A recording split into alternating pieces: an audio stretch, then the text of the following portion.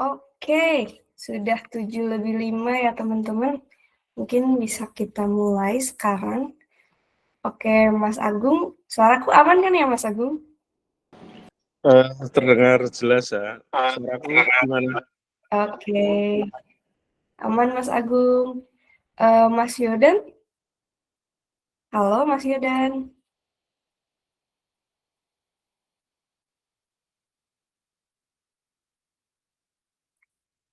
Oke,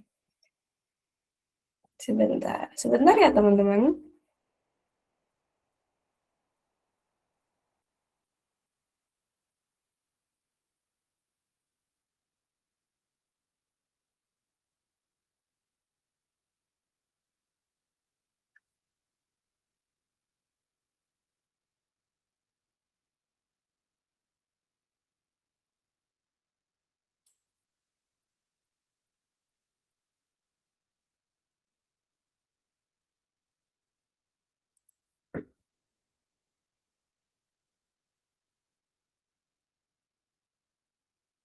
Oke, sembari menunggu kabar Mas Yodan, Mas Agung, apa kabar Mas Agung? Baik, bisa dan kawan-kawan. Oke, siap. Oke, iya, Mas Yodan juga sudah masuk di room ya. Oke, mari kita mulai saja ya teman-teman. Eh, Selamat datang sebelumnya di Ketok Mojok 5. Jadi kita hari ini, malam ini berbincang santai saja ya teman-teman. Eh, jadi malam ini kita mengobrol tentang suatu hal yang sebenarnya itu sangat dekat dengan kita teman-teman, yaitu media. Jadi seperti yang sudah teman-teman baca dari pos-posan dari Mojok Institute beberapa hari yang lalu, kita membahas tentang homeless media. Jadi eh, kita melihat bahwa media hari ini itu sebenarnya tidak kekurangan ide gitu, juga tidak miskin idealisme begitu. Cuma kemudian homeless media ini memang karena tidak memiliki website ya teman-teman, jadi eh, terkadang dinilai buruk begitu, terkadang dinilai tidak terpercaya kredibilitasnya begitu teman-teman. Jadi apa sih homeless media itu? Apakah homeless media itu uh, cenderung dengan hoax gitu, atau sebenarnya mereka itu juga uh, mengambil banyak fakta begitu teman-teman. Jadi apakah homeless media ini sebenarnya uh, sebuah tantangan di era jurnalisme ini, atau malah masa depan jurnalisme begitu. Nah, di malam ini kita akan mengupas tuntas dengan bersama dua pembicara kita, yaitu Kayo dan Pranata dari The Tribes, dan juga Mas Agung Purwandono dari Mojok.co, dan juga Amsi DIY. Oke, Mas Yudan, sudah on cam ya. Mas Yudan, apa kabar Mas Yudan? Halo, baik-baik sehat, alhamdulillah. Halo, sebelumnya salam kenal, saya Salam Iza dari kenal. Mojok. Saya sebagai staff event activation di Mojok. Oke, mungkin kita bisa mulai ngobrol dulu bareng Kak Yodan ya, bareng Mas Yodan gitu. Mungkin aku bisa nanya tentang eh, media yang sedang dijalani Kak Yodan tuh gimana sih, bisa diceritakan tentang awal mula terbentuknya, atau eh, proses produksi di belakangnya itu gimana sih, Mas? Boleh diceritakan? Oke, terima kasih Kak Iza. Wah, ini ada Mas Agung juga. Salam Mas Agung, selamat malam. Izin untuk sharing, J. Jadi, Salam kenal maksudnya. salam kenal. Jadi, eh, sedikit cerita ya teman-teman semuanya. Izin bukan bermaksud menggurui, hanya sedikit sharing. Jadi, kalau tadi pertanyaannya awal mula The Tribes ya. Jadi The Tribes itu sebetulnya awal mulanya itu cuman dari obrolan tongkrongan gitu kan. Obrolan tongkrongan awal banget gitu kan. Itu 2024 ya, tahun lalu itu awal banget. Itu pertama kita gara-gara saya dan teman-teman itu suka membahas cerita-cerita di tongkrongan. Waktu itu awal-awal itu perihal politik gitu. Awal-awal ya. Awal-awal tuh kita ngobrolin politik karena waktu itu eranya habis pas masa-masa habis pilpres, masih panas, terus mau menyambut pilkada gitu. Kita sering ngobrol di tongkrongan, terus saya ngide, udah coba dikeluarin tuh kamera gitu. Kita punya kamera, dikeluarin aja, coba direkam gitu. Awal mula itu kita cuman ngobrol-ngobrol, direkam, mic-nya seadanya. Waktu itu mic-nya bahkan cuman pakai handphone, teman-teman semuanya.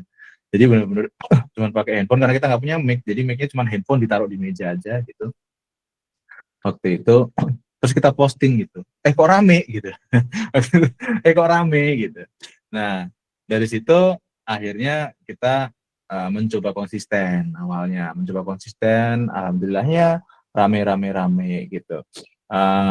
Terus akhirnya di Juli 2024 gitu, saya membuat Tribes itu menjadi kayak, yuk kita seriusin, ini ada sebuah kanal namanya The Tribes yang kemarin kita coba posting, ini ternyata responnya dari masyarakat cukup baik, cukup rame gitu. Kita seriusin, kita bikin ini menjadi sebuah kalau orang bilang sekarang homeless media gitu ya, homeless media gitu. Nah, awal mula itu seperti itu. Cuman seiring berjalannya waktu kita bikin homeless media itu kan pasti butuh bensin ya untuk ngerunning itu gitu ya. Harus pikirin model bisnisnya seperti apa gitu. Terus kita nanti keberlangsungannya bakal seperti apa gitu. Nah, dari situ kita ngelihat bahwasannya kok sepertinya kalau kita mau ngomongin jangka panjang, kita harus shifting nih. Kita nggak ngomongin nggak ngomongin politik gitu. Kita nggak ngomongin politik. Akhirnya seiring berjalannya waktu, dikit-sedikit kita geser sampai sekarang Tribes itu menjadi, kalau kita bilang, adalah medianya rakyat Jogja gitu ya. Karena kita akhirnya ngambil niche yang kita ngomongin kegelisahan kita sebagai warga Jogja, fenomena sosial budaya di Jogja itu seperti apa, itu yang akhirnya respon juga sih ya, respon dari teman-teman, dari follower kita, dari audiens kita, kok kalau kita ngobrolin tentang Jogja mereka suka ya gitu. Terus kita juga kayak punya kegelisahan yang kalau kita bilang ya itu tuh kayak cuman di depan rumah kita doang gitu. Kegelisahan itu ada gitu. Kita nggak usah ngomongin jauh-jauh, tapi banyak kegelisahan yang perlu kita sampaikan di Jogja. Nah, akhirnya alhamdulillah sekarang Tribes 1,5 tahun ini udah berjalan dan semoga bisa bertumbuh terus ini sambil berguru sama Mas Agung juga soalnya. Kayak gitu kira-kira Kak Isa cerita sedikit awalnya tentang Tribes. Oke, wow, berarti bertumbuhnya itu lumayan cepat ya, Mas Yodan, 1,5 tahun itu. Ya, alhamdulillah karena dibantu sama banyak orang juga sih Kak. Maksudnya kayak ternyata kita ngerasain banget betapa komunitas itu, teman-teman kita itu tuh akhirnya bisa membantu kita untuk bertumbuh sih. Tribes bertumbuh dari connect dengan banyak komunitas, kurang lebih kayak gitu ya. Oke. Mungkin kita bisa, kalau aku boleh menilik lebih lanjut gitu ke Kak Yodan, proses di balik pembuatan berita di The Tribes itu gimana sih? Bisa diceritain lebih lanjut nggak ya, Mas? Terima kasih. Oke, jadi nah ini yang menarik karena sebetulnya kita tidak pernah membuat berita ya. Sebagai homeless media, menurut saya tidak pernah membuat berita. Jadi yang kita lakukan itu hanya ngerespon. Kalau kita bisa dibilang kan kita tuh cuman beropini dari fenomena yang ada gitu. Jadi bahkan sering tuh kita tuh ngerespon artikel-artikelnya Mojo. Itu juga beberapa kali dan rame juga gitu. Jadi sebetulnya yang ditunggu, kalau yang kita lihat ya, akhirnya tuh kita tuh bergerak sebagai homeless media, tapi kan kita pengen homeless media kita tuh punya sebuah positioning gitu ya, sebuah apa namanya, tempat sendiri di audiens, karena kita tahu banyak banget juga homeless media yang mereka itu lebih banyak kayak repost dari konten orang gitu kan, yang mana mereka juga tidak memberitakan berita itu sudah ada gitu, atau fenomena itu sudah ada, mereka nge-repost gitu. Mungkin itu jadi salah satu kegelisahan bagaimana ini nanti kira-kira dari sisi kredibilitas beritanya gimana ya. Nah, gitu. Nah, kita nggak mau ambil positioning itu. Kalau kita lebih ambil positioningnya bagaimana ada fenomena kita respon gitu. Jadi sering banget tuh kalau misalkan perhatikan konten kita, kalau kita ngerespon sebuah berita, kita pasti kasih disclaimer kalau ini beneran terjadi, menurut kita sih kayak gini gitu. Jadi kita tidak pernah membuat konten yang seolah-olah ini tuh bener gitu, seolah-olah ini tuh pasti terjadi, atau seolah-olah kita memberitakan ini gitu. Kita tidak melakukan itu. Kita yang kita lakukan justru adalah ngerespon fenomena atau artikel atau berita yang ada gitu.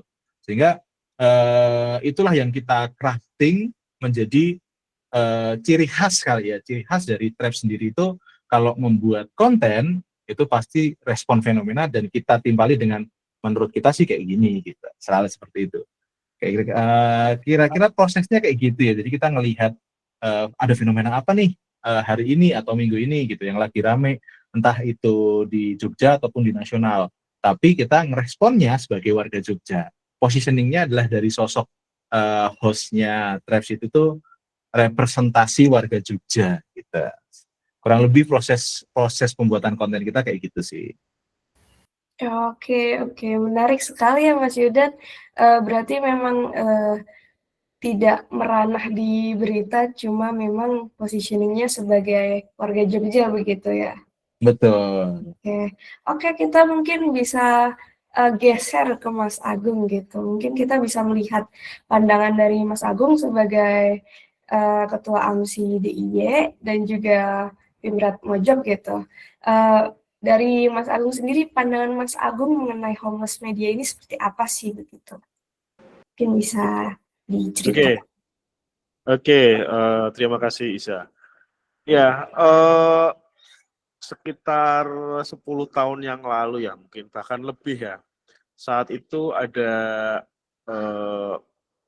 kegelisahan dari teman-teman wartawan atau media lah, teman-teman wartawan senior lah yang dia bekerja di media cetak.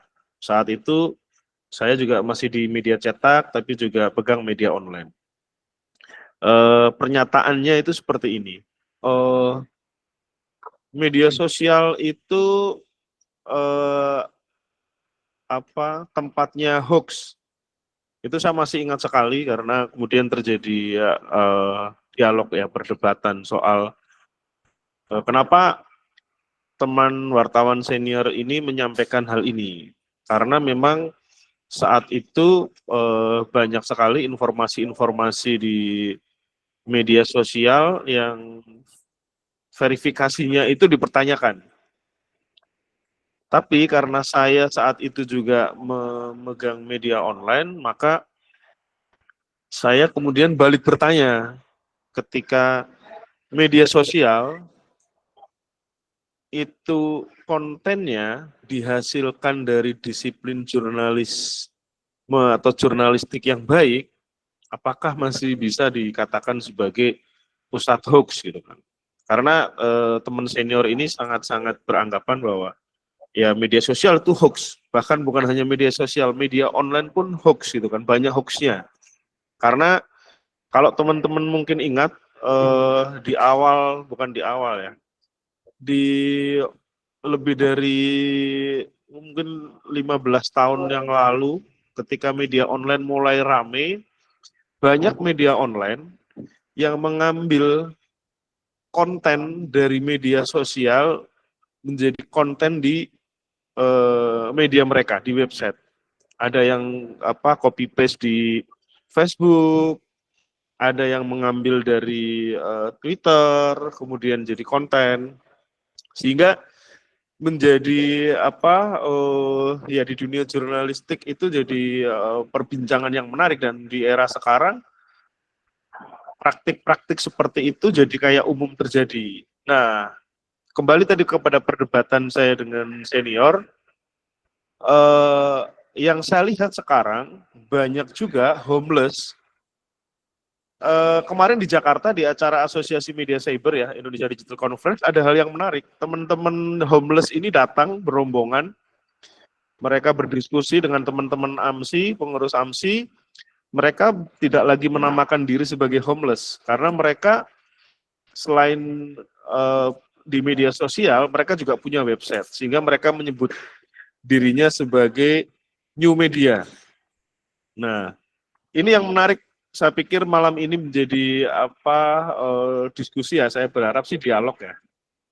Karena di saat media sekarang dengan berbagai tantangannya ya, media mainstream maksud saya, dengan berbagai tantangannya, kemudian bersanding dengan new media yang mereka justru berani untuk kemudian menyampaikan hal-hal yang katakanlah kritis terhadap pemerintah ya. Tapi mereka juga galau gitu kan. Ketika di pertemuan kemarin itu kami nggak dilindungi undang-undang pers. Kami itu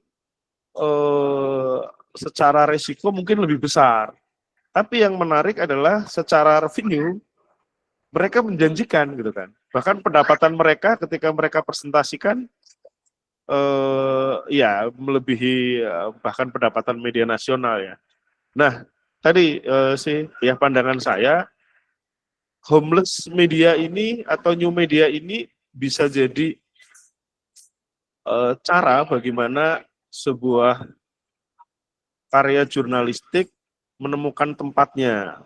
Tentu ada banyak hal yang harus didiskusikan. Saya baru saja beberapa hari yang lalu juga dikirimi materi oleh Ketua AMSI Pusat, Beli Komang, Direktur Tempo Digital. Dia juga menyampaikan salah satu hal soal masa depan jurnalisme itu adalah news creator gitu kan. Jadi sangat personal. Ada kemarin misalnya terjadi banyak gelombang PHK di media. Nah, orang-orang ini kemudian juga banyak membuat semacam homeless tapi sangat personal, dan dia melakukan liputan-liputan yang secara disiplin jurnalisme yang tadi saya sampaikan di awal itu mereka lakukan, sehingga itu bisa jadi masa depan jurnalisme. Tetapi kalau kita ngomong soal dunia digital, website itu kan disebut sebagai ibunya ini ya, semua platform media sosial. Kita tidak tahu ke depan itu apakah dia akan ada atau tidak. Yuk Mas Yodan mungkin mengalami zaman Friendster nggak Mas Yodan? Mengalami Mas, mengalami. Mengalami kan ya. Jadi kita nggak menduga Friendster yang begitu boomnya saat itu tiba-tiba menghilang. Atau sekarang pun misalnya ada masalah di Instagram gitu kan, ada masalah misalnya ada error dari Instagramnya sana, udah kita kelimpungan gitu kan. Dan itu ya beberapa platform media sosial kan ada yang udah dimatikan ya sama pembuatnya. Ya, nah karena homeless media atau new media tadi bergantung pada platform-platform yang katakanlah media sosial, dia bisa saja sewaktu-waktu tiba-tiba mati gitu kan. Walaupun kemudian juga bisa berpindah ke media-media atau platform-platform media sosial yang lain. Mungkin itu dulu Isa sebagai pancingan.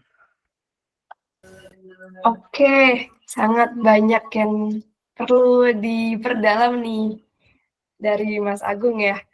Oke, mungkin dari pemaparan dari Mas Agung tadi mungkin aku pengen memperdalam mengenai revenue dulu ya Mas Yodan nih. Jadi memang kalau kita lihat di media sosial begitu, jumlah followers dari homeless media itu seringkali lebih melejit gitu dibanding dengan media arus utama begitu. Nah, kalau di The Tribe sendiri itu gimana Mas? Apakah memang menjadi homeless media itu lebih cepat naiknya begitu dan lebih banyak cuannya mungkin dibanding dengan media arus utama begitu. Mungkin bisa diceritakan sedikit. Banyak juga nggak apa-apa sih Mas. Oke. Nah, ini jadi hal yang menarik ya sebetulnya, karena ya memang itu, karena bisa dikatakan bikin homeless itu jauh lebih mudah, barrier to entry-nya tuh jauh lebih rendah lah ya daripada kita ngomongin kita bikin media arus utama. Itu kan kayak mungkin kayak orang-orang pemula kayak nggak mungkin kebayang untuk bisa bikin media sekelas Mojok misalkan kayak gitu. Kita kayak nggak kebayang gitu ribetnya bagaimana, awal mulanya harus start dari mana gitu, tuh nggak bakal kebayang. Nah, tapi kan kalau homeless media itu kan sebetulnya kita cuma punya handphone doang kan bisa bikin ya, karena kita cuma butuh cuman butuh daftar atau bikin akun sosial media gitu, terus kita bisa bikin konten seadanya ya. Sebagai gambaran, Traps itu tadi awal mula device kita cuma handphone gitu, kita nggak punya studio sendiri, kita nggak punya peralatan yang proper, benar-benar cuma handphone doang awal mula yang kita lakukan gitu. Jadi barrier to entry-nya itu memang sangat rendah gitu. Nah, terus kalau ngomongin revenue akhirnya memang ya kita ngomong tren brand aja kali ya. Kalau misalkan kita ngomongin jujur aku basicnya itu bukan dari media arus utama gitu. Jadi aku tidak bisa meng-head to head kan gitu kan. Kalau di media arus utama tuh dari sisi bisnis model seperti apa, revenue-nya dari mana. Cuman aku bisa kasih gambaran apa yang kita lakukan di Tribes gitu ya. Jadi yang kita dilakukan di Tribes ini tuh bisa dikatakan revenue-nya di satu sisi itu hampir sama seperti content creator ya, dengan adanya endorsement, brand placement dan lain sebagainya gitu kan. Nah, di situ tuh sebetulnya kita ngelihat potensinya ya, memang brand itu suka ke konten kreator kan sekarang gitu kan. Jadi maksudnya kayak ke KOL. Mereka tuh lebih suka ke situ gitu. Nah, cuman kita tuh juga menghadapi sebuah tantangan yang mana fenomena yang kita sekarang sebut dengan de-influencing ya. Jadi orang udah mulai nggak percaya lagi sama influencer, karena ya sekarang kita ngelihat kalau influencer, apalagi mega influencer, dia pakai sebuah produk gitu, ya kita semua tahu bahwasanya itu adalah endorsement gitu. Jadi kayak reviewnya itu udah nggak review jujur gitu, kadang-kadang kan seperti itu. Nah, itu yang kita coba solusikan kalau di akhirnya di Tribes ya.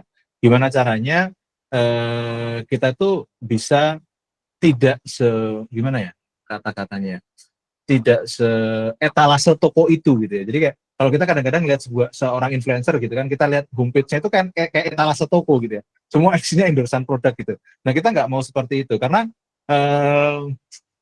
ada kemarin aku sempat ngobrol sama Pak Gemi ya, CEO-nya KG Media itu. Aku dapat banget satu poin dari dia, bahwasanya yang dilakukan media sekarang gitu, apalagi media kayak Tribes, itu harusnya membuat cerita dan mengamplifikasi cerita, katanya kan kayak gitu.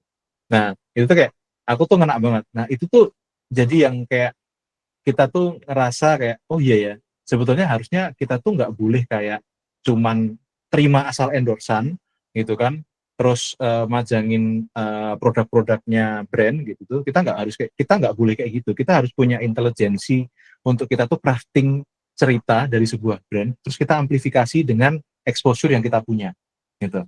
Nah, sebetulnya yang kita gerak itu seperti itu. Nah, dari situ akhirnya peluang-peluang untuk brand masuk gitu kan, itu ada gitu. Nah, itu baru satu istilahnya revenue ya, kita bilang ya, satu revenue.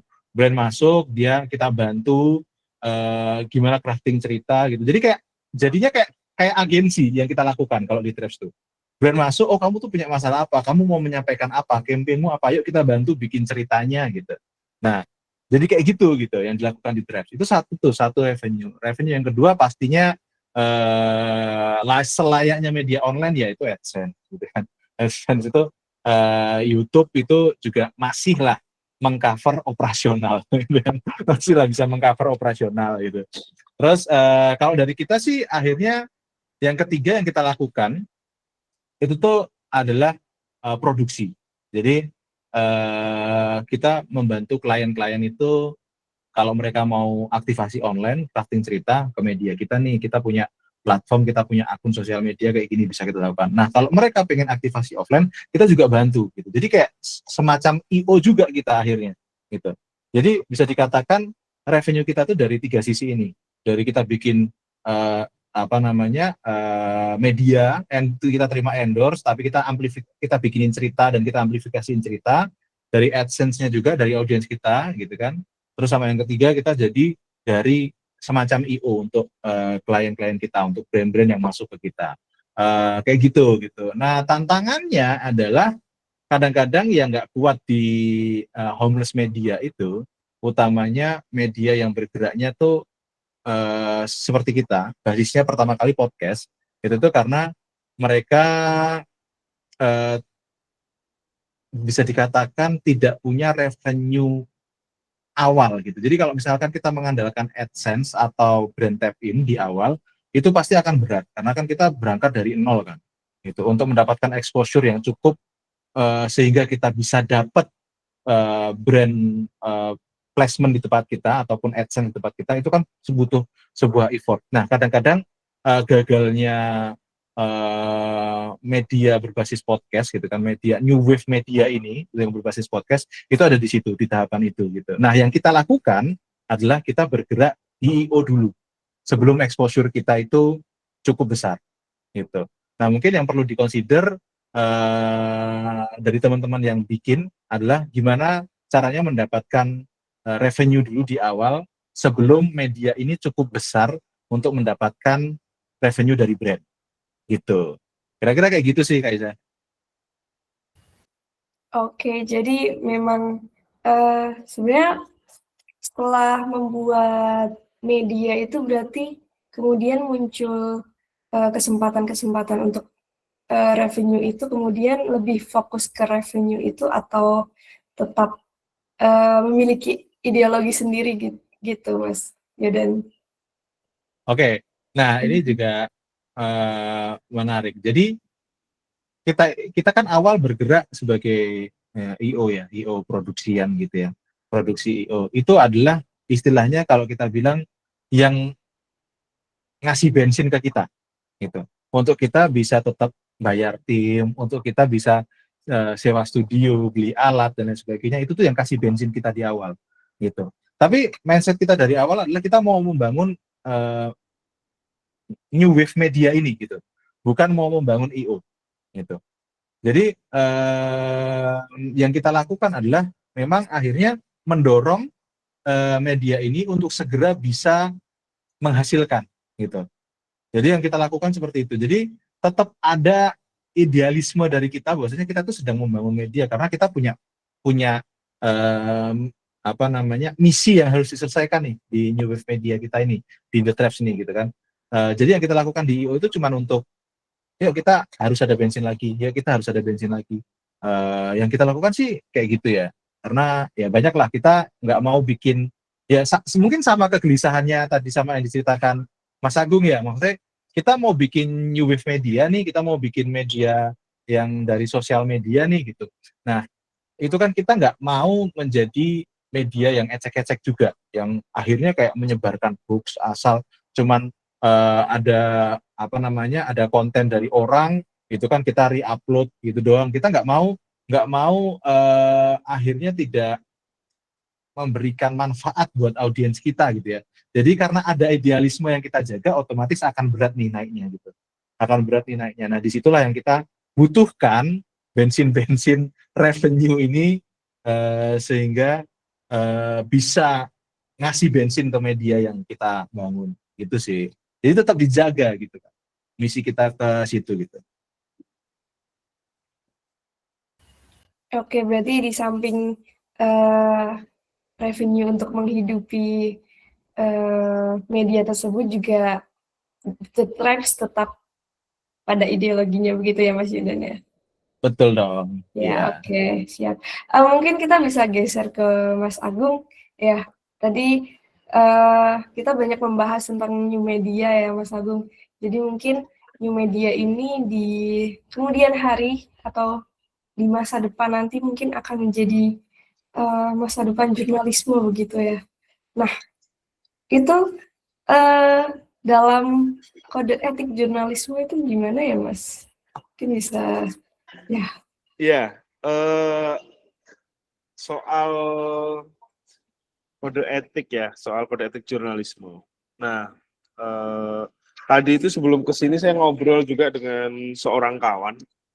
Dia mau menerbitkan buku. Ini judulnya itu Ambang Sandiakala Jurnalisme, Salam Sayang untuk Dewan Pers.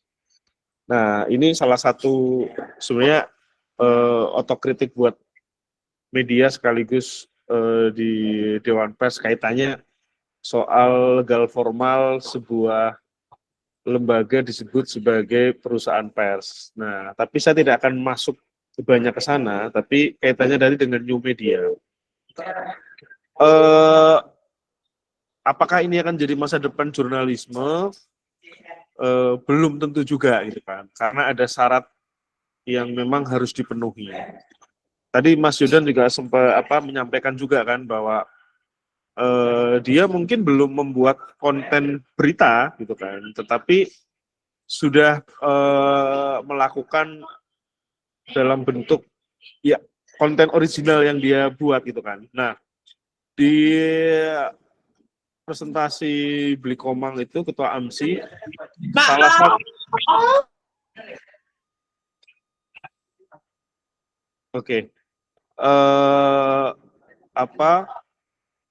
soal tadi sempat disebut sebagai news creator ya, si Homeless ini punya peluang dia menjadi masa depan jurnalisme asalkan tadi ada prinsip-prinsip jurnalisme yang dia lakukan. Soal akurasi, ya, informasi benar dan sumbernya itu jelas. Kemudian jujur dan etis, gitu kan. Kemudian juga punya transparansi, terbuka soal identitas, kepentingannya ya. Kalau kita lihat kan banyak sekarang new media yang kita nggak tahu nih di belakangnya siapa atau kontennya ini bagaimana dia mendapatkan, gitu. Bagaimana dia mengolah sebuah informasi yang mungkin dia juga ambil dari media yang lain tanpa ada kebaruan. Jadi news creator ini dia bisa menjadi punya peran di dalam jurnalistik di era baru ini ketika dia menggali fakta baru. Kemudian menjelaskan isu kompleks secara sederhana. Kemudian memberi opini dan interpretasi. Ya, yang dilakukan oleh teman-teman The Traps mungkin kan di situ ya, soal opini. Dia ada sebuah berita, kemudian disampaikan satu hal yang baru. Jadi, saya pikir apakah new media ini akan jadi jurnalisme gaya baru? Menurut saya juga belum tentu. Ada persyaratan-persyaratan yang harus dipenuhi. Tetapi menyambung yang disampaikan Mas Yudan tadi, itu model bisnis yang dilakukan oleh Yudan sebenarnya bisa menjadi model bisnis yang media-media mainstream lakukan sebenarnya. Harus diakui banyak media mainstream yang masih menggunakan cara-cara lama untuk mendapatkan revenue, gitu kan. Masih hanya sekedar mengandalkan iklan. Padahal Dewan Pers sendiri sebenarnya sudah memberikan ruang yang lebih luas dalam sisi NIB-nya, NIB ya, nomor induk bisnisnya. Dia bisa jadi mau kayak semacam agensi, mau jadi semacam EO, itu ruangnya sebenarnya lebih luas. Nah, tapi seringkali media mainstream ini menggunakan media sosialnya hanya sebagai mirroring. Ya, saya bayangkan misalnya, dan itu yang sebenarnya yang dilakukan Mojok, Mojok karena berangkatnya bukan dari media mainstream ya, media alternatif. Dulu kan Mojok berangkatnya justru dari dikenal lewat media sosialnya. Nah, Mojok memperlakukan media sosialnya tidak sekedar hanya mirroring dari website, gitu kan, tapi ada konten-konten yang memang itu hanya ada di medsos. ataupun yang ada di website diperlakukan dengan cara yang berbeda ketika muncul di media sosial. Nah, saya pikir ketika sebuah atau media mainstream itu bisa memperlakukan media sosialnya layaknya homeless atau new media, itu bisa jadi cara bagaimana mereka mendapatkan sumber-sumber revenue yang baru. Karena di dalam aturan Dewan Pers sebenarnya media itu bisa membuat media sosial dia menjadi bagian media itu ketika dia mencantumkan sebagai bagian dari media sosialnya ya. Dalam konteks dia bisa membuat media sosial banyak nih. Kalau teman-teman tahu model koran lah atau online, kan ada rubrikasi-rubrikasi. Kalau yang saya lihat di new media, itu yang mereka lakukan. Niche-nya itu sangat jelas gitu kan. Ada yang tentang ini nih gitu kan, ada yang mungkin bahas soal politik saja.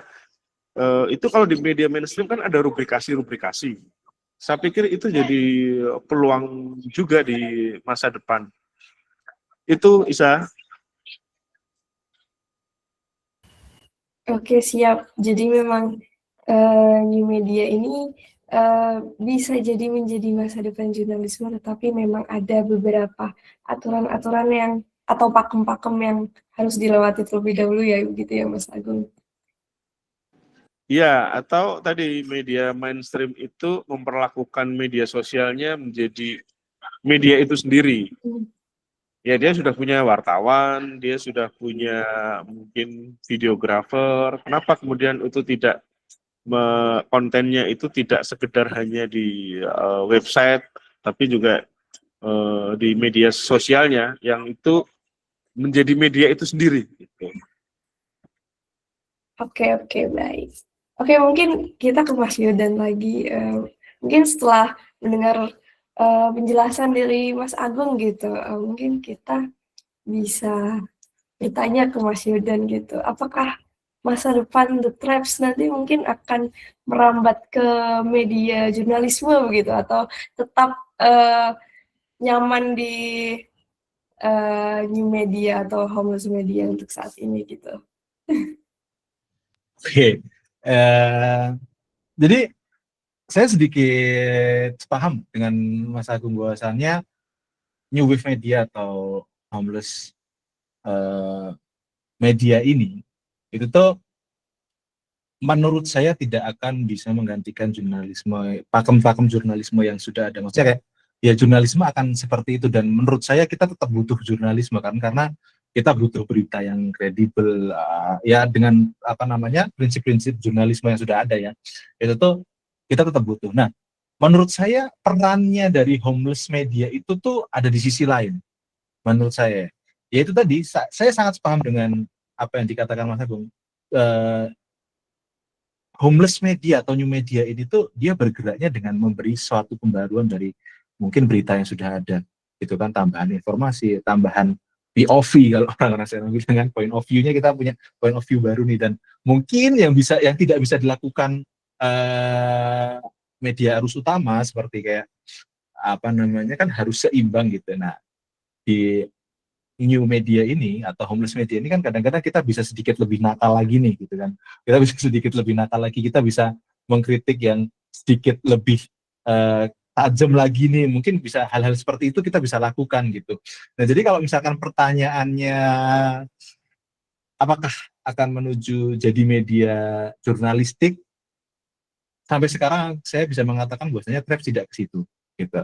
Jadi Traps memang mau untuk bergerak di apa namanya new media ini gitu kan, bagaimana kita bisa lebih liar gitu kan, tapi kita tetap butuh media arus utama karena kita butuh berita-berita yang kredibel, sumber-sumber terpercaya gitu kan, sehingga kita bisa ngerespon gitu kan. Karena kalau misalkan kita itu sendiri ngerespon fenomenanya itu cuma berdasarkan konten-konten orang entah dari mana di sosial media, itu aku rasa juga kayak kita jadi mengamplifikasi berita yang mungkin tidak benar atau mungkin bahkan hoax gitu. Nah, kita juga nggak mau seperti itu. Kita butuh memang berita-berita atau sumber-sumber terpercaya yang kita bisa menjadikan referensi gitu kan, bahwasanya ini ada berita seperti ini loh di apa namanya media ini gitu, di media A ada berita seperti ini di media B. Terus kita kemas ulang menjadi kemasan yang mungkin orang bisa lebih mudah mencernanya gitu ya. Karena mungkin di media ini disampaikan secara kompleks gitu. Tapi sih kalau prinsipnya Trap biasanya kita tetap mencantumkan sumber berita yang kita jadikan referensi ya, itu salah satu etika yang kita selalu jaga gitu. Jadi kita menyampaikan tapi kita kasih referensinya. Kalau kita lihat dari sini itu seperti ini gitu kan. Menurut kita ini akan menjadi seperti ini gitu. Nah, jadi itu yang mau kita bahas, yang mau kita bawa gitu. Jadi balik lagi kita tidak akan sampai saat ini ya, saya juga tidak mau mengatakan ke depannya, tapi sampai saat ini kita tidak melihat bahwasanya Trap itu masa depannya akan kita bawa ke media jurnalistik sih. Kita lebih ke new media ini yang membawa konten-konten itu dengan kemasan yang mungkin tidak bisa dijangkau oleh media arus utama gitu. Jadi kita memiliki peran yang lain nih gitu kan, untuk mungkin media arus utama kan juga pasti ada prinsip-prinsip dan idealisme yang mereka inginkan untuk berita ini tersampaikan dengan baik dan lain sebagainya. Nah, kita tuh kalau orang Jawa bilang bombongi nih gitu. Jadi kita bagian bombongi gitu kan, kita bagian memberikan opini-opini kita, menyampaikan dengan lebih sederhana. Nah, itu part kita ada di situ sih Kak Iza gitu. Oke, siap. Mungkin itu adalah alasan kenapa homeless media itu lebih laku daripada media arus utama ya, mungkin ya Mas. Karena homeless media itu kalau saya lihat gitu, mereka lebih menyajikan suatu halnya itu lebih komunikatif kepada masyarakat begitu, lebih sederhana begitu. Mungkin begitu ya. Oke, mungkin Mungkin gini Kak Iza, sorry agak motong sedikit. nggak apa-apa. Ya mungkin yang disampaikan Mas Agung tadi juga sangat benar. Bagaimana sebetulnya media arus utama itu memiliki kemampuan yang lebih dari cukup untuk membuat apa yang dilakukan sama homeless media sebetulnya. Gitu. Tapi mungkin ya itu tadi mungkin belum dilakukan atau mungkin masih melihat masih ada pergelujakan perdebatan di internal kali ya, ini mau dilakukan yang seperti homeless media lakukan atau enggak, karena menurutku pasti mereka tuh punya resource yang lebih mampu daripada kita, ya itu tadi Mas Agung bilang kan, mereka punya videografer, mereka punya jurnalis gitu, mereka punya penulis yang lebih proper daripada homeless media yang dari bawah, dari nol gitu. Jadi mereka tuh sebenarnya bisa melakukan itu, tinggal bagaimana mengemas sesuai dengan preferensi audiens online sekarang kali ya, preferensi netizen sekarang kali ya, lebih ke situ sih Kak. Oke, siap. Oke, mungkin kita bisa geser ke Mas Agung gitu. Seperti yang diceritakan sama Mas Yodan tadi, mungkin media arus utama bisa membuat apa yang sangat bisa membuat apa yang homeless media lakukan begitu. Nah, kalau di Mojok sendiri itu gimana ya, Mas Agung? Mungkin bisa diceritakan gitu. Iya, di sini juga ini banyak teman-teman media yang datang ya, saya pikir kalau di Mojok sebenarnya ya kami berangkat dari bagaimana audiens Mojok sebenarnya. Jadi sebagai media ya sekarang masuknya di media mainstream ya, mainstream yang nggak mainstream sebenarnya, karena kami tidak masuk pada ranah news harian, tetapi lebih banyak ke soal feature ya, feature, berita kisah, kemudian UGC, user generated kontennya pun di terminal Mojok tidak seperti mungkin UGC pada umumnya, lebih kepada penekanan experience penulisnya gitu kan. Jadi bukan sekedar hanya dia menulis dari sumber apa gitu kan. Nah, itu yang membedakan Mojok dengan media mainstream yang lain. Jadi kami tidak mengejar kecepatan, tetapi apa yang sekiranya justru tidak diambil oleh media lain, karena secara jumlah reporter kita juga sangat terbatas, Di sisi lain saya sangat percaya bahwa storytelling atau daya bercerita naratif itu masih punya kekuatan. Sehingga kenapa tulisan-tulisan di Mojok juga sebenarnya bertolak belakang dengan pakem industri di media online yang tulisannya pendek-pendek, mengejar kecepatan. Nah, di Mojok malah tidak. Nah, itu membuat kami lebih leluasa ketika memindahkan konten di website di media sosial, atau di media sosial pun juga seringkali kami merespon sebuah informasi, mengambil dari media yang lain, kemudian memberikan apa tadi kebaruan atau memancing netizen atau publik ya. Jadi ada konten-konten orisinil yang memang dibuat oleh tim medsos.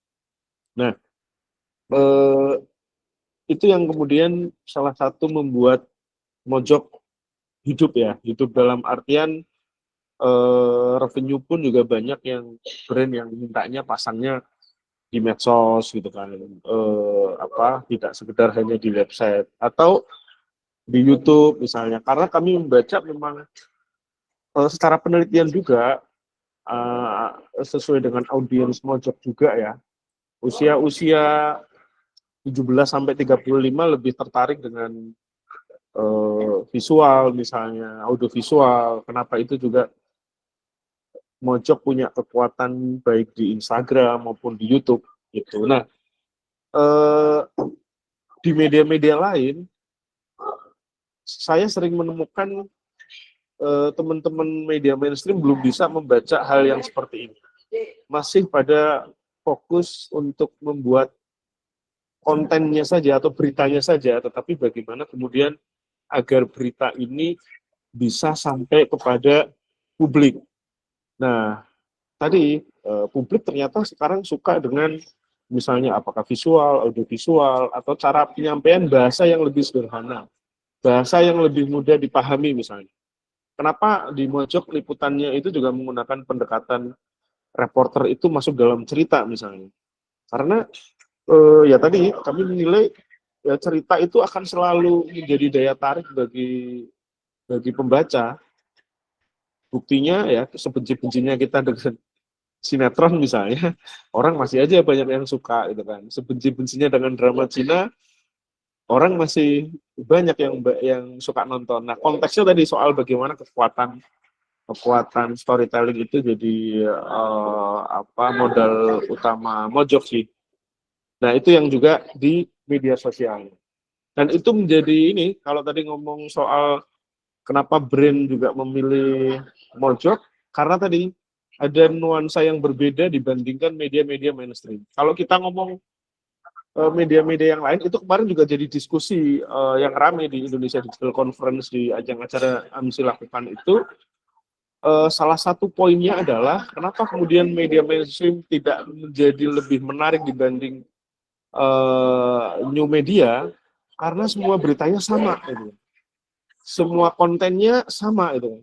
Walaupun di new media pun sekarang ya ada sebuah peristiwa muncul di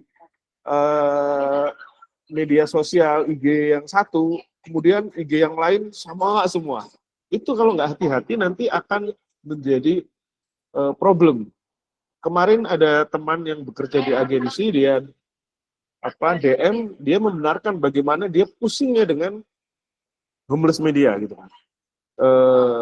Karena saking banyaknya, banyak yang kemudian konten-kontennya atau judul-judulnya asal gitu kan. Nah, itu brandnya nggak bisa masuk gitu kan. Jadi ini juga peluang sebenarnya bagi media mainstream ya untuk masuk bagaimana mengelola media sosialnya itu bukan hanya sekedar sebagai mirroring kontennya, tetapi juga membuat sesuatu yang fokus pada audiens dalam membaca atau melihat atau menikmati konten-kontennya di media mainstream. Itu Isa. Oke, menarik sekali Mas Agung. Mungkin biar lebih interaktif lagi, mungkin dari teman-teman pendengar, apakah mau bertanya? Boleh angkat tangan. Harus dong. Ini kan sebenarnya diskusi ya, dialog. Iya Ngobrol. benar, biar lebih interaktif lagi teman-teman. Tidak usah malu, tidak usah ragu. Oke, ada Kak Via Irmar, boleh open mic dan kalau berkenan boleh open kamera juga biar bisa terlihat begitu. Silakan. Halo, selamat malam Kak Iza, Mas Agung dan juga Mas Yodan.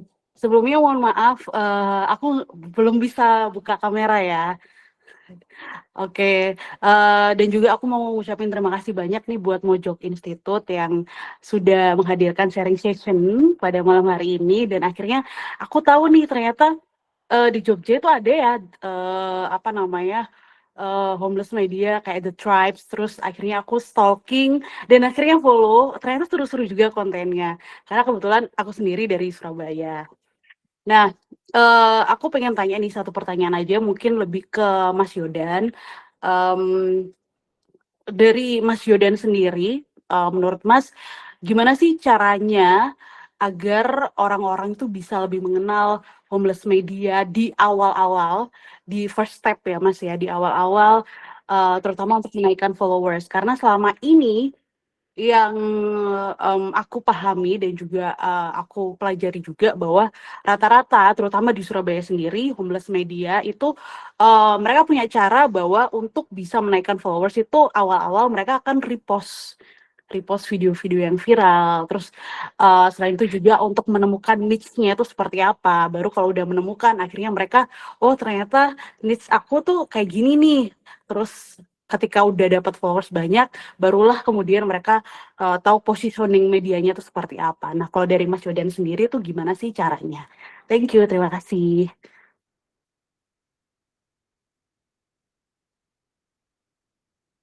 Oke, Mas Yodan mungkin bisa langsung dijawab saja. Oke, thank you Kak Via tadi ya. Kak Via dari Surabaya.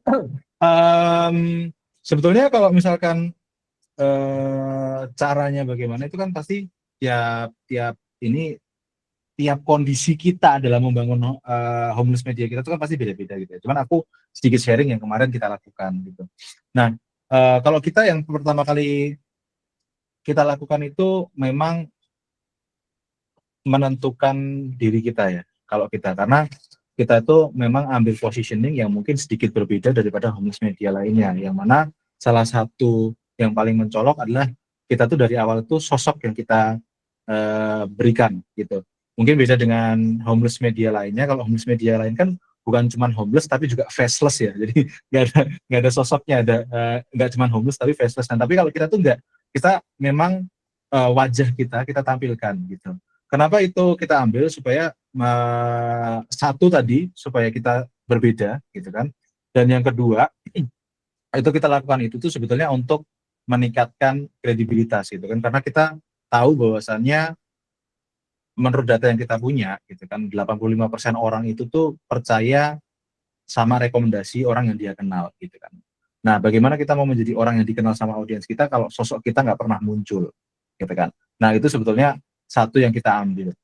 Nah, dari situ gitu kan, kita karena sosok yang kita tunjuk, yang kita naikkan gitu, kita mencari niche itu justru dari host kita. Jadi dari talent atau dari sosok yang kita punya gitu kan. Nah, salah satunya saya sendiri gitu.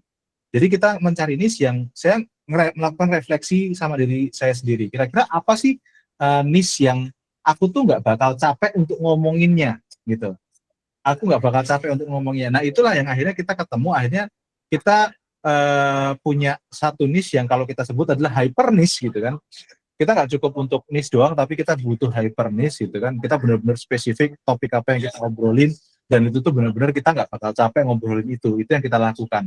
Dan kita sampai ke kesimpulan kita akan ngomongin tentang apa namanya isu-isu sosial budaya di Jogja gitu. Nah, kita sampai ke situ gitu.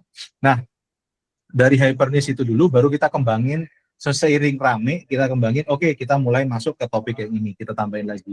Tapi topik-topik itu tuh kita bikin setelah kita punya audiens gitu. Setelah kita melihat bahwasanya oh ada nih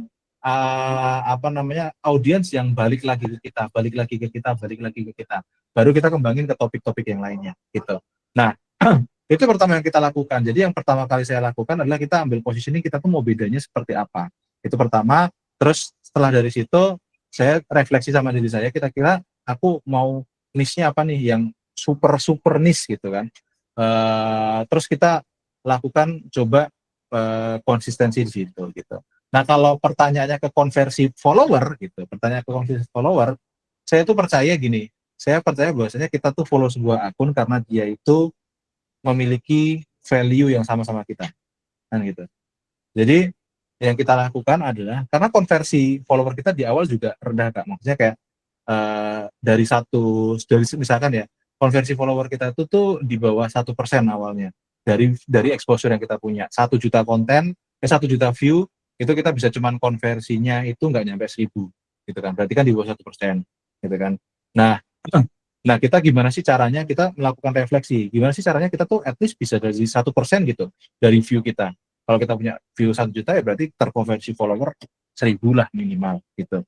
Nah, ternyata setelah kita melakukan refleksi itu kita tahu bahwasanya oh kenapa sih kita tuh kalau follow sebuah akun gitu. Saya tanya sama diri saya sendiri gitu.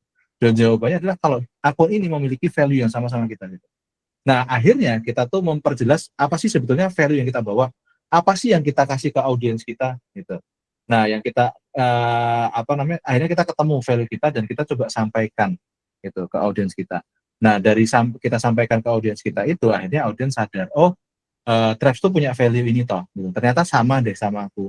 Akhirnya aku mau tuh follow mereka gitu.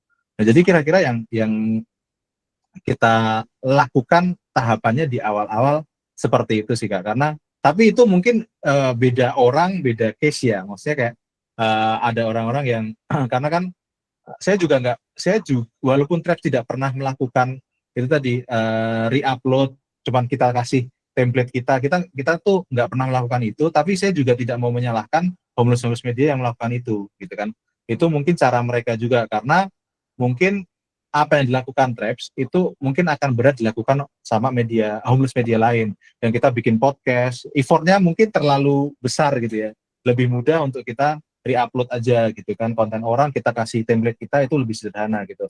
Nah, mungkin case by case-nya akan berbeda gitu kan, tergantung kita tuh sekarang ada di tahapan mana. Apakah media kita tuh udah punya revenue lain yang bisa menyokong gitu kan produksi kita atau belum? Kita segera naikin follower ya udah pokoknya gampang kita ambil konten orang aja, kita kasih template kita upload gitu. Ya itu tergantung kondisinya masing-masing sih Kak gitu. Jadi ya tergantung pintar-pintar kita. Cuman at least tadi aku sharing apa yang Traps lakukan gitu sih. Itu mungkin menjawab atau masih mau ada follow up pertanyaan, silahkan. Udah cukup menjawab sih Mas Yoda dan terima kasih banyak buat insight-nya. Thank you. Oke, mungkin kita bisa ke next ada Kak Ike Kirana. Boleh open mic dan open cam kalau bisa. Silakan.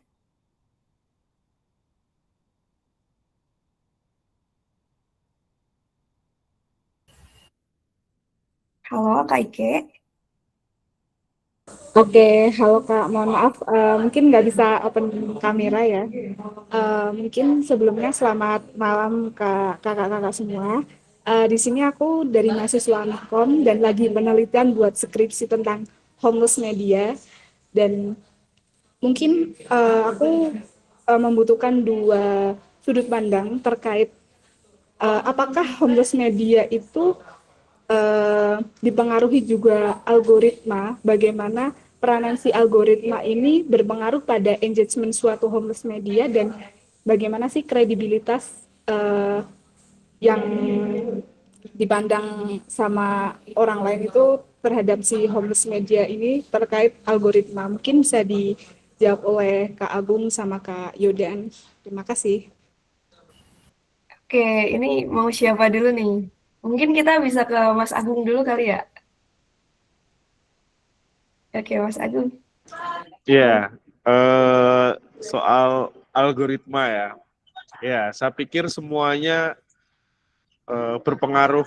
Itu cukup berpengaruh ya. Tetapi kalau di Mojok itu ya sebenarnya algoritma itu bisa dibentuk ya dalam konteks tadi juga sempat disampaikan oleh Mas Yodan ya dengan mengenali karakter media itu sendiri atau ya kalau Mojok kita harus paham dulu soal Mojok itu DNA-nya Mojok itu seperti apa sih gitu.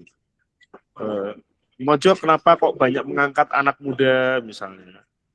Mojok kenapa kemudian banyak mengangkat cerita-cerita orang biasa.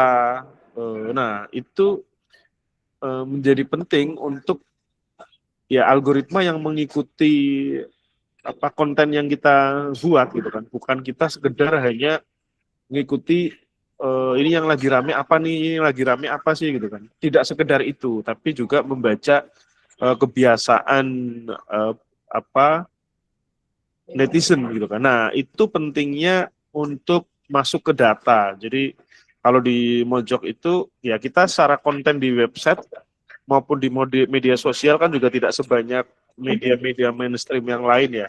Kami pasti melihat data itu kan, termasuk data dalam setahun, tahun yang lalu, pada bulan yang sama dan macam-macam lah. Nah dari situ baru diambil keputusan yang sekiranya itu kita duga akan dapat engagement yang tinggi. Jadi tidak ada rumusan pasti sebenarnya apa konten yang kemudian akan dapat engagement yang tinggi. Yang paling penting adalah mengenali dulu media kita sendiri. Itu dari saya sih.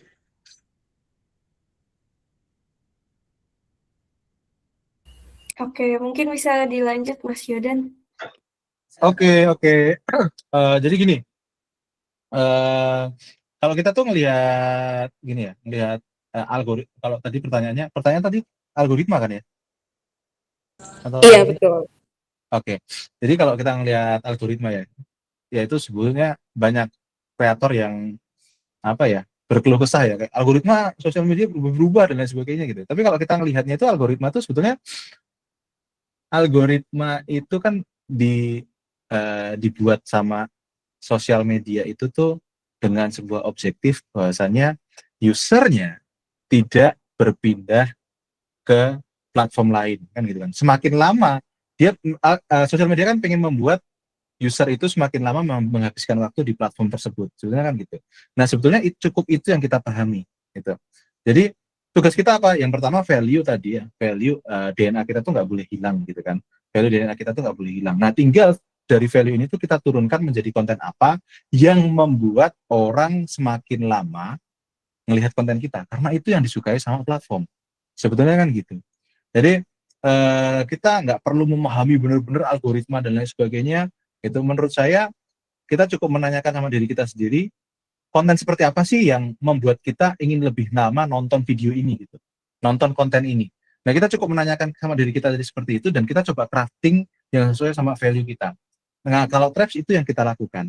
Sama tadi juga sedikit nyambung sama yang disampaikan Mas Agung, bahwasannya kadang-kadang kita tuh lupa bahwasanya kita tuh bisa mempelajari data itu gitu ya. Yang Traps lakukan setiap minggu itu pasti kita melihat laporan performa konten-konten kita.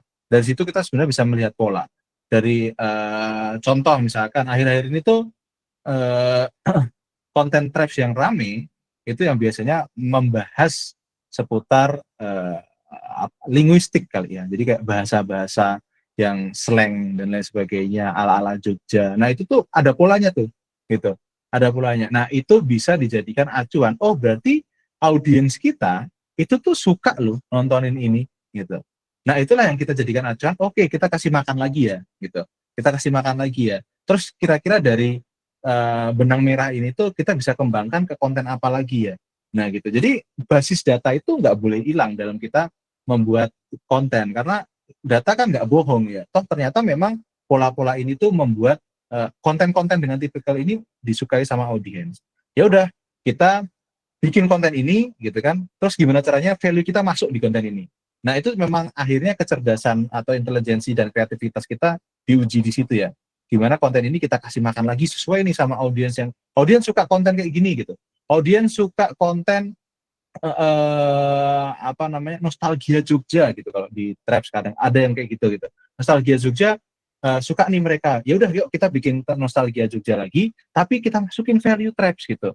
Gimana orang Jogja tuh harus bertumbuh lagi nih gitu, harus meningkatkan kompetensinya lagi. Kita masukin, tapi pintu masuknya pakai konten yang mereka sukai. Nah, kira-kira kayak gitu sih kalau yang kita lakukan gitu. Jadi algoritma balik lagi kita prinsipnya cuman membuat gimana caranya orang itu suka atau berlama-lama di konten kita, karena itu yang disukai sama platform gitu kan. Ya udah kita tanyakan sama diri kita sendiri, apa sih yang kita suka, konten seperti apa sih yang kita mau berlama-lama nontonnya gitu sih. Itu mungkin menjawab atau belum Kak itu? Oke, sudah menjawab, Kak. Oke, mungkin kita bisa, wow, pada antusias ya guys. Oke, mungkin kita bisa lanjut ke Kak Karina Loni. Halo Kak Karina, boleh on cam dan on mic? Ya, untuk on cam mungkin belum, tapi mic-nya udah kedengeran ya. Oke, sudah. Terima kasih kesempatannya dan sharingnya Mas Agung dan Mas Yodan. Saya ada 2 pertanyaan. Yang pertama, terkait naikin exposure di awal-awal buat media yang baru berdiri, baru mulai gitu. Apakah wajar dan efektif untuk paid promote konten di sosmed yang menjadi platformnya? Terus yang kedua, ini sekalian aja ya langsung 2 pertanyaan. Saya juga penasaran apakah kalau endorse di suatu media humus itu bisa punya nilai jual atau dalam artian bisa pasang rate lebih tinggi daripada kayak daripada influencer atau KOL. Kayak gimana sih kecenderungannya saat ini gitu. Itu aja pertanyaannya. Terima kasih. Oke, mungkin bisa ke Mas Agung. Kelihatannya ke Mas Yodan deh soal engagement media sosial ya. Oh, oke. Iya. Oke, mungkin. Oke. Mas Yodan? Apakah Oke. sudah? Ya, Oke. ya. Ini mohon maaf kok kayaknya tadi sinyal saya agak hilang. Jadi saya ini dulu ya, make sure dulu tadi pertanyaannya adalah yang pertama perihal engagement sosial media, yang kedua masalah rate ya tadi ya, atau apa ya? Rate card ya? Yang pertama menaikkan engagement atau exposure di awal-awal tuh menggunakan paid promote di Oh, paid promote ya, oke. ads, Oke. iklan di sosmed gitu. Dan yang kedua apakah nilai jual endorse di media homeless tuh lebih tinggi daripada KOL gitu. Oke, yang pertama masalah kalau ningkatin engagement menggunakan paid promote ataupun ads ya gitu. Sejujurnya kalau paid promote itu kalau ads itu menurutku bisa-bisa saja, walaupun sesungguhnya Traps tidak melakukan itu. Cuman menurut pemahaman saya itu bisa dilakukan. Yang jelas kita tepat sasaran saat membuat membuat settingan ads-nya ya, sesuai dengan target audiens kita. Nah, jadi balik lagi, yang pertama kita harus lakukan adalah kita paham target audiens kita siapa, niche-nya tuh seperti apa, dan itu tuh kita kasih makan ke audiens yang tepat. Sebetulnya gitu. Yang nggak boleh memang adalah perihal-perihal suntik menyuntik kalau menurut saya. Ya kan, suntik follower, suntik, karena kan sekarang view aja bisa disuntik kan, suntik view, suntik likes, suntik komen, itu kan bisa banget gitu kan. Kenapa itu nggak boleh? Karena itu benar-benar ngerusak algoritma kita gitu. Jadi yang namanya suntik menyuntik itu akhirnya kan membuat platform bingung kan sebetulnya, audiens mereka ini siapa sih, aku harus ngerekomendasiin konten orang ini tuh ke siapa sih. Nah itu tuh membuat bingung gitu. Tapi kalau misalkan ads, yang kita tuh ads memang dari platform gitu kan, bukan suntik-suntikan dari luar, ads dari platform, itu masih make sense. Karena kan kita nge-setting kan, oh ini mau dilempar ke siapa dan lain sebagainya gitu. Nah itu bisa dilakukan gitu. Walaupun mungkin dilakukan pun saya rasa nggak harus yang menghabiskan budget mahal ya. Bisa jadi kita satu konten tuh cuman 30.000, 50.000 cuman untuk memantik awal toh. itu sebetulnya menurutku masih sah-sah aja gitu. Nah, jadi bisa dilakukan asal jangan yang suntik menyuntik gitu ya. Bisa dilakukan ads tapi audiensnya harus kita tentukan dulu niche-nya dan lain sebagainya, itu harus pakem dulu gitu, itu bisa dilakukan gitu. Tapi kalau tanya Travis melakukan itu enggak, Mas, di awal-awal kita tidak melakukan itu gitu, karena memang di awal-awal kita tuh pengen ya udah kita organik dulu aja deh, kita memang benar-benar lihat respon dari teman-teman, dari audiens, dari netizen itu seperti apa gitu. Terus tadi yang kedua pertanyaannya, apakah kita red card itu bisa lebih tinggi daripada KOL ataupun influencer gitu? Menurut saya bisa banget. Kenapa bisa banget? Tadi di awal aku sempat bilang bahwasannya kita tuh bergerak bukan cuman ngepromosiin produk, tapi kita tuh bergerak membuat cerita dan mengamplifikasi cerita, gitu. Kebayang nggak sih kalau misalkan brand harus datang ke agensi, mereka untuk bikin satu narasi itu mereka bayar mahal loh, gitu. Nah kalau ke kita, gitu kan, ke Tribes, mereka nggak perlu bayar agensi untuk bikin satu konten, mereka cuma datang ke tempat kita, terus cerita, oh kamu tuh punya campaign apa, kalian punya objektif apa, gitu. Yuk aku bantu bikin ceritanya, gitu. Ya aku bantu bikin narasinya, aku bantu bikin kontennya, dan aku bantu publikasiin. Nah itulah yang membuat rate kita lebih tinggi daripada KOL ataupun influencer yang mungkin di tingkatan follower sama kayak kita gitu ya. Itu kita bisa pasang yang lebih tinggi. Itu sih kira-kira. Mungkin menjawab nggak Kak Karina? Ya, sangat menjawab Mas Yodan, makasih insight-nya. Terima kasih. Oke, terima kasih Mas Yodan. Mungkin kita bisa lanjut ke Kak lintas generasi. Bisa on mic dan on cam. Akan lebih baik. Silakan. Halo semuanya. Halo Mas Yordan, Mas Agung, Mbak Iza. Halo, halo. Terima kasih insight-nya malam ini. Tapi aku ada beberapa hal yang ingin kutanyakan sebagai homeless media kecil di Jogja juga. Nah, di satu hal sih yang jadi konsenku di malam ini adalah gimana caranya homeless media itu bisa bertahan di tengah arus informasi yang begitu cepat. Kan kita kejar-kejar sama berita tuh. Ya kita mungkin bisa menang sama media-media yang lain yang bercangkang ya atau berkantor dan lain sebagainya itulah. Terus yang selanjutnya adalah soal ketahanan media juga. Homeless media ini kan secara pendanaan juga nggak bisa yang gede-gede banget gitu. Nah, gimana caranya bertahan? Mungkin dari Mas Yordan sih yang membawa The Trap bisa besar sekarang kayak gitu. Ini kan ya buat insight kita semua lah, terutama lintas generasi yang kecil aja belum lah kayaknya gitu. Thank you semuanya. Oke.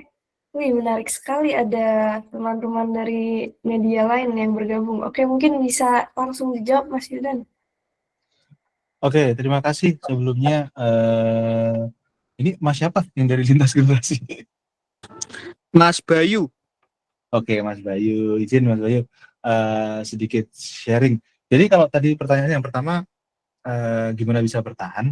Menurut saya tadi yang disampaikan Mas Agung tadi itu tepat banget. Gimana homeless media itu harus memberikan suatu pembaruan dari sebuah konten atau dari sebuah berita. Jadi memang kita harus bermain di ranah yang nggak bisa dimainkan oleh media arus utama. Menurut saya itu akhirnya gitu. Tentang bagaimana kita bisa beropini di situ, bagaimana kita bisa memberikan informasi yang mungkin media arus utama tidak bisa menjangkau gitu kan. Itu kecepatan itu kalau saya menggambarkan ya Mas Bayunya, antara media arus utama dan media new wave ini, homeless itu tuh kayak korporasi dan startup gitu kalau saya bilang. Ya perbandingannya, analoginya kalau menurut saya kayak gitu. Korporasi itu mereka punya resource besar, tapi mereka punya masalah agility, ya kan? Bagaimana mereka tuh bisa sat-sat, bisa agile, bisa bergerak dengan cepat, itu tuh mereka punya kendala di situ, gitu. Nah, sedangkan startup karena dia masih kecil, jadi mereka tuh bisa agile banget, bisa cepat banget bikin produk baru, pivot dan lain sebagainya, itu tuh bisa cepat banget. Nah, media arus utama sama homeless menurut saya analoginya bisa sama seperti itu. Kita bisa bermain di agility kita, bagaimana kita melihat hal-hal yang mungkin media arus utama itu nggak bisa bermain di situ.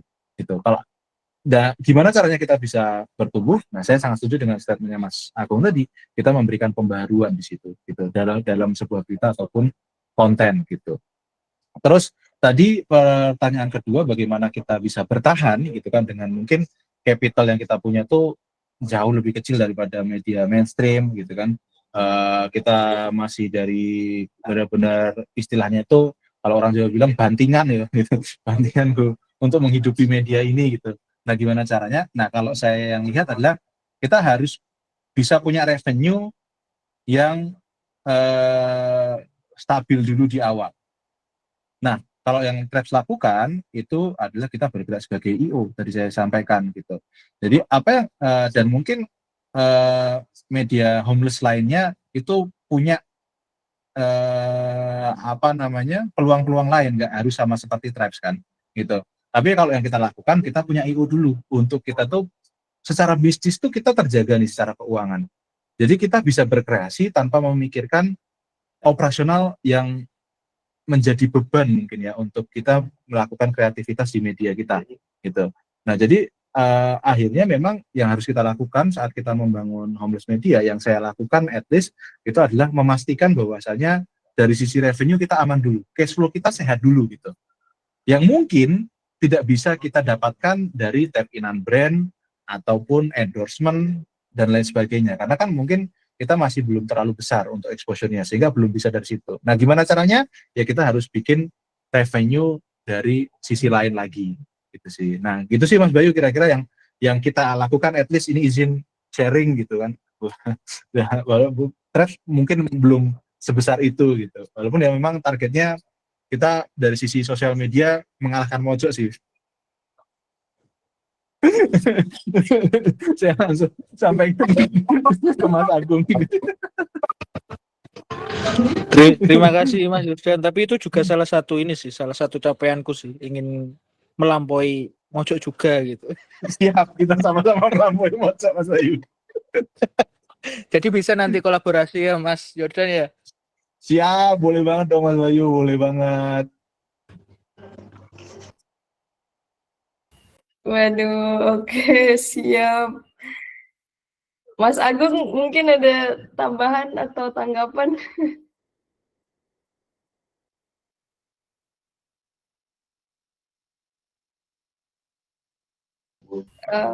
Ngasih di mute Mas Agung. Mohon maaf, Mas Agung masih di mute. Oh ya, sorry. Ya, kami senang-senang aja ya mereka mau mengejar Mojok ya. Kalau ada yang mengejar kan kami juga lari kan. Jadi justru dari motivasi kami juga. Di komentar ada pertanyaan nih, saya pengen jawab ini karena hubungannya dengan media ya. Oh iya, Isa itu boleh. loh. Ada dari Mas apa? Fare Mas ya. Fare, ya. Mungkin Mas Fare mau on mic atau mau Ya. kubacakan saja? Oke. Oke, mungkin kubacakan saja ya. Ya. Agung dan Mas Yodan, saat ini kan banyak perusahaan yang menyediakan kerjasama seperti Promedia dan PRMN. Saya pernah gabung membuat media bersama 5 orang kawan di awal 2022, masih sangat menguntungkan karena traffic masih bisa tinggi. Tapi mulai 2024 awal seperti ada aturan baru dari Google, sehingga akhirnya traffic semua turun. Beberapa ada yang masih bertahan, yang lain pada tumbang. Pertanyaan saya, apa masih bisa mengandalkan pendapatan media dari traffic dan AdSense sebab sejak era AI semua tulisan yang dulu evergreen bisa menghasilkan. Sekarang semua dimakan sama AI dan di mesin pencari yang di paling atas ya AI sendiri. Gimana Mas? Mungkin Mas Agung bisa langsung menjawab. Ya, oke. Ini pertanyaan yang menarik ya. Karena banyak teman juga yang dulu mengelola media dengan karena ngejar traffic kaitannya dengan AdSense ya. Nah, ya kalau ke depan saya pikir kalau hanya mengandalkan AdSense itu pasti akan gulung tikar, Mas Fare. Jadi tadi yang dikatakan Mas Yodan itu bayangkan aja ya, mereka homeless media nggak punya website, nggak perlu bayar server, tapi mereka bisa dapat pendapatan bukan hanya dari sekedar endorse, tapi mereka juga punya sumber-sumber revenue yang berbeda, entah itu event organizer, entah itu production house gitu kan. Kalau kita sebagai media hanya mengandalkan traffic, maka selesai. Mojok pun juga tidak sekedar hanya traffic itu di Mojok juga dikejar juga, tapi bukan karena AdSense-nya ya, bukan sekedar karena AdSense-nya, karena kan kecil ya.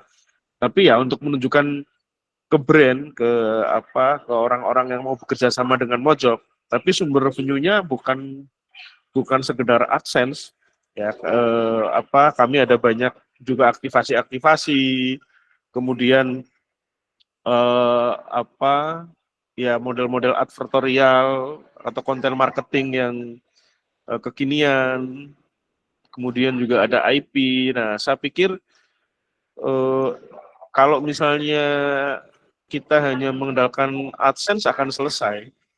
Ya, nyambung tadi dengan yang disampaikan Yodan, ada beberapa waktu yang lalu bahkan ya, ada homeless dari Jawa Timur. Ya, pertama sebenarnya homeless-nya itu hanya iseng aja. Usaha utama dia adalah sewa kamera.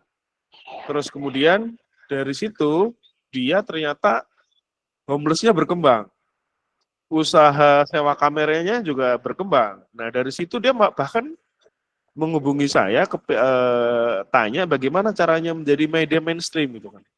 Karena cash flow-nya sudah sehat tadi yang dikatakan oleh Yodan. Jadi dia bisa berkembang bukan hanya sekedar homeless media yang hanya homeless, tapi dia pingin homeless-nya dia itu konten-kontennya dihasilkan melalui cara-cara reportase atau dengan disiplin jurnalisme yang baik gitu kan. Nah, menurut saya itu bisa jadi cara kalau misalnya teman-teman yang sudah punya pengalaman di media, artinya kan sudah punya pengalaman cara mendapatkan berita, cara membuat konten secara news value itu bagus. Nah, itu bisa aja dimulai dari situ. Jangan sampai kalah dengan homeless yang tadi Mas Yodan atau teman-teman yang lainnya buat. Nilai lebihnya sebenarnya itu Mas Fare, kita punya bekal kemampuan untuk mencari atau melakukan reportase. Itu dari saya. Oke, siap. Terima kasih Mas Agung. Mas Fare, apakah menjawab ya? Mungkin Mas Yodan mau menambahkan? Oke. Jadi ini saya sedikit nyambung dari diskusi saya tadi dengan Pak Gemi ya tadi ya. Dia juga bilang sama, dia keresahannya sama. Dia sebagai CEO AG Media kan, dia bilang bahwasannya sekarang itu kita tuh habis karena AI gitu, karena tadinya mungkin artikel-artikel kita yang dapat engagement yang tinggi itu sekarang orang itu bisa mengetahui sebuah informasi itu dengan AI. Kita buka Google pertama kali yang kita mau browsing sesuatu, yang pertama kali dia paling atas sudah Gemini, gitu kan. Mereka pakai scrap dari artikel-artikel yang ada gitu, artikel-artikel yang dibikin sama teman-teman media gitu. Tapi mereka nggak dapat apa-apa lagi sekarang gitu kan. Masalahnya kan gitu. Nah, kalau dari beliaunya, saya nangkep satu hal yang paling penting gitu, dan ini sedang kita coba ya. Ini saya berbicara bukan menggurui, tapi ini saya juga lagi mencoba. Itu bagaimana kita sebagai media, utamanya mungkin New Wave Media, itu mindset pertama kita dalam mendevelop sesuatu itu adalah IP. Gitu. Itu adalah IP. Gitu. Nah, Pak Gemi itu waktu itu menceritakan bagaimana Bubu itu sekarang udah yang pembacanya udah nggak sebanyak dulu majalah Bubu. Tapi KG itu masih dapat duit banyak, gitu kan, dari IP Bubu. Gitu. Nah, itu yang sebenarnya sekarang kita lagi coba develop. Jadi bagaimana kita saat bahkan ya Trev sekarang tuh kalau kita membuat sebuah program atau segmen atau rubrik gitu ya, itu tuh kita tuh mindsetnya adalah oke, kalau aku bikin program nih.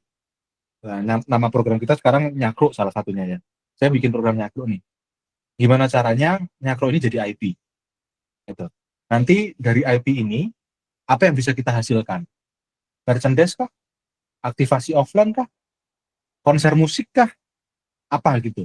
Nah itu yang dari awal kita develop program itu yang dimindsetkan sama kita gitu. Nah mungkin sebagai insight juga mungkin dari teman-teman bisa merefleksikan diri kira-kira bisa nggak kayak gitu juga gitu. Karena menurut saya akhirnya saat kita mendevelop sesuatu sekarang kita mindsetnya udah IP, bukan lagi konten itu kita mendapatkan apa ya revenue dari audiens kita langsung. Kalau dulu kan mungkin ada AdSense, lebih dulu lagi koran ya dari koran dijual kan gitu. Tapi sekarang mungkin kita udah bukan dari situ lagi, tapi bagaimana ini menjadi IP dan IP-nya ini kita bisa monetisasi ya gitu. Monetisasinya gimana? Itu banyak hal gitu kan, bisa dari merchandise, bisa jadi aktivasi, bisa jadi sewa menyewa IP dan lain sebagainya, itu banyak banget. Nah mungkin mindsetnya kita udah developnya ke situ sih gitu. Tapi balik lagi untuk bisa bikin itu prosesnya panjang gitu kan. Nah supaya aman kita harus ngambilin cash flow dulu di depan, bisnis model kita di awal kita pikirin dulu gitu. Balik lagi seperti itu mungkin. Terima kasih. Aku nambahkan tadi yang pertanyaan Oke. Fare yang mungkin belum aku singgung ya. Oke, Soal AI ya. Fare ini kelihatannya ini yang dari Banyuwangi ya, Fares atau bukan ya? Fare Haryanto. Nah, satu hal yang mungkin bisa jadi nilai lebih Mas Fare soal tulisan-tulisan atau reportase panjang teacher ya yang mengangkat lokalitas. Saya pikir di tempat Mas Fare, apakah itu tinggal di daerah tertentu, itu bisa jadi poin lebih sebenarnya ketika membuat sebuah reportase. Ya, jadi salah satu yang kemarin sempat diulas di teman-teman di Indonesia Digital Conference itu adalah justru lokalitas, dan itu juga yang Mojok lakukan ya lewat UGC-nya itu kan banyak kiriman-kiriman dari berbagai daerah. Nah, jadi AI itu yang terutama konten-konten evergreen ya, itu kan sudah diambil semua ya oleh media lain, oleh media-media yang lain, terus kemudian sekarang AI. Tapi kalau itu feature sebuah kisah, reportase, ya yang tahu ceritanya ya si wartawan itu ya, walaupun ketika nanti ditulis, di AI mungkin akan merujuknya ke artikel yang kita tulis. Ini kalau konteksnya berita. Nah, kalau itu kemudian buat misalnya menjadi homeless, nah itu akan menjadi nilai lebih. Kalau teman-teman perhatikan di homeless media yang mereka hanya sekedar ambil ya sebuah kisah-kisah human interest, itu cukup tinggi engagement-nya lah, apalagi sekarang di saat bencana ya. Nah, itu bisa jadi satu cara, Mas Fares. Itu saja tambahannya, Mbak Isa. Oke, siap Mas Agung. Oke, apakah sudah cukup menjawab Mas Fare? Jadi memang lokalitas bisa membantu untuk mengatasi AI ini ya, begitu Mas Agung ya. Oke, kita bisa next ke Kak Irfan. Ya, setia banget angkat tangan dari tadi. Oke, Kak Irfan, boleh langsung on mic. Dan oke, siap, silahkan. Assalamualaikum, selamat malam semua. Saya Irfan Ibnu dari metamusika.com. Jadi media yang fokus musik dan politik. Jadi memang secara awal mungkin bisa dibilang ya, homeless media itu yang saya jalankan ini berawal dari hobi. Jadi pada saat mengerjakan skripsi, jadi sembari juga untuk membeli media metamusika.com. Nah, saat berjalan itu sudah mulai tahun 2016 sampai sekarang itu saya masih terjebak di ironi antara idealis dan realistis seperti itu. Karena apa? Karena idealis pun tidak cukup untuk membayar hosting atau domain seperti itu. Dan maka yang harus dituntut adalah realistis yang agar bisa membersamai idealis tersebut. Yang saya tanyakan, jadi ada 2 pertanyaan untuk Mas Agung dan Mas Yodan. Untuk Mas Yodan, pertama yang tadi membahas tentang kapital ya, tentang permodalan tadi. Itu memang benar IP itu bisa jadi penunjang utama atau penunjang fundamental cash flow media itu bisa jalan. Cuman apakah IP itu ada sangkutannya dengan media yang dijalankan? Itu yang pertama. Terus yang kedua, jika IP itu berjalan berjalan sudah sebagaimana mestinya, tetapi saat saat ini sudah berjalan IP, cuman di tengah jalan itu ada sesuatu yang menghambat lah. Tentunya kita kan juga mengikuti hal-hal yang mainstream dan lain-lain seperti itu. Itu pertanyaan itu. Nah, terus untuk Mas Agung mengenai redaksional sih. Redaksional itu kan jadi saat penentuan topik itu kan ada di weekly sama monthly. Di situ ada kalender redaksi yang sudah ditentukan. Tapi mengenai news value itu kadang harus juga mengikuti mainstream berita yang ada. Nah, bagaimana cara membedakan yang lebih dominan kita mengikuti kalender redaksi yang sudah ditentukan atau juga mengikuti mainstream news yang ada saat ini. Itu aja sih. Terima kasih. Oke, terima kasih Kak Irfan. Mungkin kita bisa ke Mas Yodan dulu atau Mas Agung nih. Mungkin ke Mas Yodan kali ya. Oke, Mas Yodan silahkan. Oke, sorry tadi agak putus-putus, aku konfirmasi lagi. Pertanyaan yang pertama tadi masalah capital ya. Masalah capital Ya, sama IP tadi ya, menjaga IP gitu ya tadi ya. Iya, betul. Oke. Oke, kalau masalah capital tadi ya, itu memang challenge kita di awal. Jadi harus disadari dulu, dipahami dulu. Kalau kita ngomongin kita mau serius bikin sebuah media gitu, itu harus ada intelijensi bisnis yang kita punya. Saya rasa semua media sepakat dengan itu. Mau kita seidealis apapun, kita tetap harus punya intelijensi dalam berbisnis, gitu ya. Sehingga saat pertama kali, gitu kan, selain kita itu harus punya idealisme, harus punya kemampuan dalam membuat konten ataupun berita ataupun apapun itu, kita harus membuat yang namanya bisnis modelnya dulu, menurut saya. Gitu. Yang pertama nggak boleh dilupakan gitu.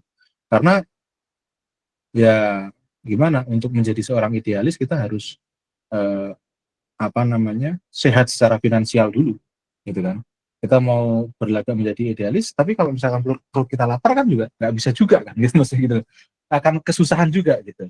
Jadi menurut saya yang pertama nggak boleh dihilangkan itu step membuat bisnis model, gitu ya.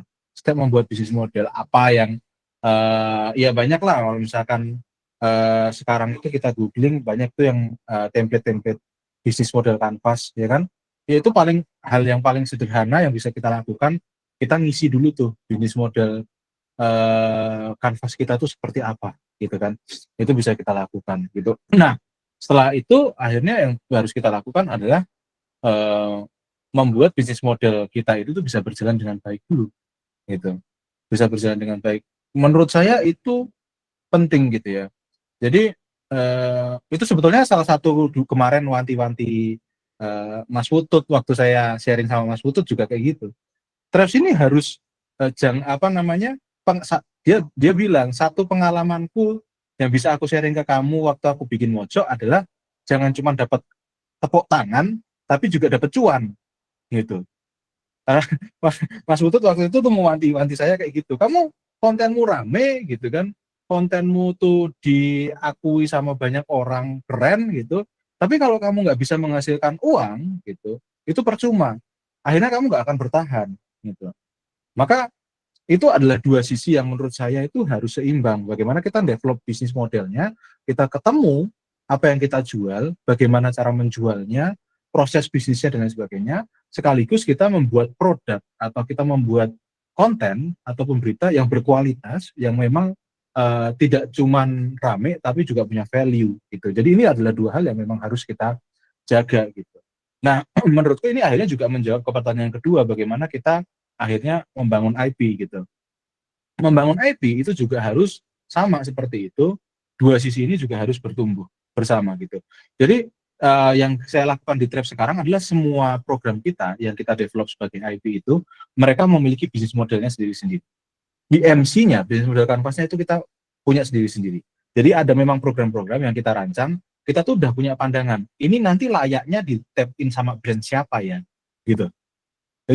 Jadi dari awal itu kita udah tahu, ini kita develop IP, nanti monetisasinya gimana. Kalau ada brand tap in, itu brand mana yang layak tap in di sini, gitu. Itu dari awal udah kita develop.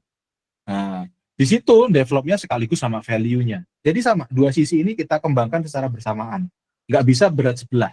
Karena kalau misalkan berat sebelah, oke nih kita idealismenya doang yang kita tinggiin, kualitas kontennya doang yang kita tinggiin, tapi kita nggak ngelihat ini bisa di tap in atau enggak. Akhirnya kita capek. Untuk di sini kita kerja terus, kita dituntut untuk konsisten, tapi kita istilahnya nggak menghasilkan dari program ini. Pasti kita nanti entah kita kehabisan bensin, akhirnya nggak bisa jalanin, atau kita capek sendiri. Gitu. Tapi kalau bisnis doang, gitu kan, akhirnya dalam tanda kutip kita jadi kayak semacam nggak punya value gitu. Jadi audiens kita lama-lama juga hilang. Gitu. Jadi menurut saya ini dua-duanya juga harus dikembangkan secara bersamaan. Entah itu kita dari awal membangun membangun capitalnya, bisnisnya, ataupun saat kita udah membangun IP-nya. Dua-duanya ini harus bersama-sama kita pikirkan lah dengan matang gitu. Kita konsep dengan matang. Gitu sih, Mas Irwan. Mungkin menjawab atau ada pertanyaan lanjutan? Siap, Mas. Bersuun. Terima kasih sama-sama. Iya, iya, iya. Oke, terima kasih Mas Yudan. Mungkin kita bisa lanjut ke Mas Agung. Silahkan Mas Agung. Ya, Mas Irfan, soal ini ya, kalender ya, atau perencanaan. Nah, tadi aku sempat udah buka juga medianya ya, metamusika.com. Kalau boleh tahu, dia ada medsosnya nggak, Mas? Instagram misalnya? Instagramnya @metamusika. Oh ya, oke. Ya nanti itu aku ngelihat di websitenya sih belum dicantumkan ya medsosnya ya. Ya, ini konteksnya adalah tadi kan pertanyaannya, misalnya ada sebuah peristiwa nih yang lagi baru terjadi dan itu sangat metamusika banget nih gitu kan. Padahal di kalender perencanaan sebenarnya nggak ada gitu kan. Nah, kalau di Mojok itu biasanya ada perencanaan-perencanaan yang memang sudah ditentukan terbitnya atau misalnya peristiwanya ya. Nah, ketika kemudian ada peristiwa yang terjadi yang sangat mungkin itu jadi daya tarik bagi pembaca, maka biasanya kami tidak akan ngambil itu sebagai konten di website ya, kecuali misalnya diubah angle-nya atau menggunakan pendekatan yang berbeda dengan media yang lain. Karena apa? Karena kami pasti menilai media lain pasti akan ngambil itu. Dan kalau kita memaksakan diri mengambil itu, pasti sudah kalah itu dengan media-media yang lain ya, media-media besar yang lain gitu kan. Sehingga kami seringkali malah justru menunggu coba media lain ngangkat apa nih tentang peristiwa itu. Begitu kami lihat, oh kekurangannya ada di sini nih, ya, maka kita menulis lebih lengkap, ya, menulis lebih panjang, menulis lebih mendalam. Nah itu yang yang menjadi nilai lebih bagi media yang ada di website dengan media sosial. Nah, tapi ada juga peristiwa yang kemudian itu jadi menjadi perhatian publik, kita munculkan di media sosialnya. Jadi berita yang cepat, ya tulisan lagi rame ya kalau di Mojok misalnya, peristiwa yang baru-baru terjadi itu munculnya di media sosial, nggak ada di beritanya. Jadi ini kan tagline-nya kan menarik nih, berani berbeda dalam menyajikan berita. Nah, saya pikir Metamusika bisa mengambil tadi sisi-sisi yang lain yang mungkin lebih panjang dari media yang lain ketika mengangkat topik-topik yang diambil. Karena kalau itu sama dengan media lain, pasti akan digilas. Pasti nggak akan muncul dalam pencarian, kalau konteksnya website ya. Itu sih Mas Irfan. Jadi pendekatannya ada beberapa ya. Jadi kalau ada sebuah peristiwa yang ramai di publik, bisa aja kita munculkan dulu di media sosial. Kedua, karena kami tadi punya keterbatasan dalam hal personil, terus kemudian melihat juga pasti akan media lain pasti akan banyak yang mengambil itu. Kami akan melihat apa yang sekiranya angle tidak diambil oleh media yang lain, baru kami ambil. Nah, itu dalam beberapa kali atau beberapa peristiwa sih, itu cukup berhasil. Itu Mas Irfan. Semoga bisa menjawab ya. Terima kasih Mas sudah menjawab. Oke, terima kasih banyak Mas Agung. Mungkin pertanyaan Mas Irfan menjadi pertanyaan terakhir ya dari teman-teman. Maaf banget karena kita sudah hampir mau 2 jam ya teman-teman. Ternyata tidak terasa diskusi kita sudah mau hampir 2 jam gitu. Oke, diskusi tadi sangat menarik ya teman-teman karena kita bisa mengetahui sudut pandang dari homeless media itu sebenarnya seperti apa sih. Ternyata memang tidak semua homeless media itu isinya hoax aja gitu. Ada semacam The Tribes dan mungkin semacam The Tribes lainnya di luar sana begitu ya mungkin.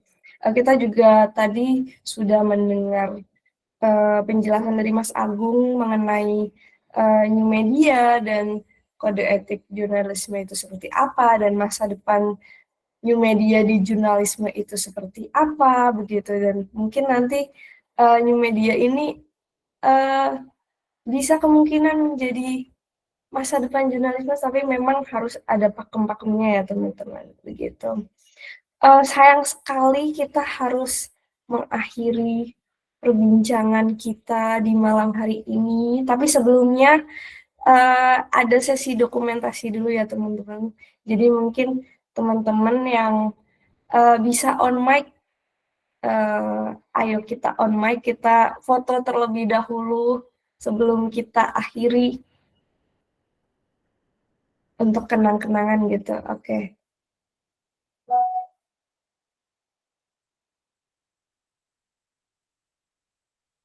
Ayo teman-teman, nggak usah malu-malu untuk kenang-kenangan. Apalagi foto sama founder The Tribes dan tim Red Mojok.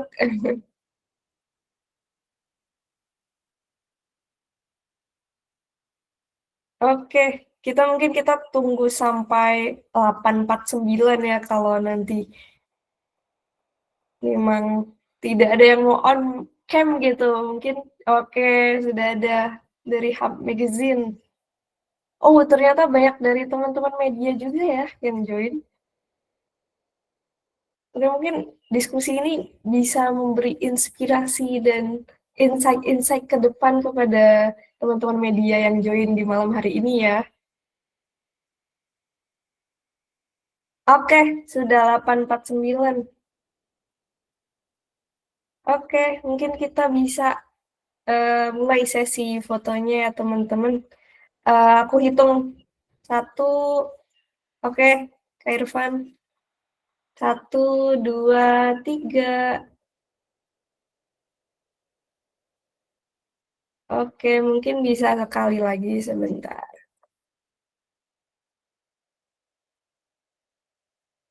Satu, dua, tiga.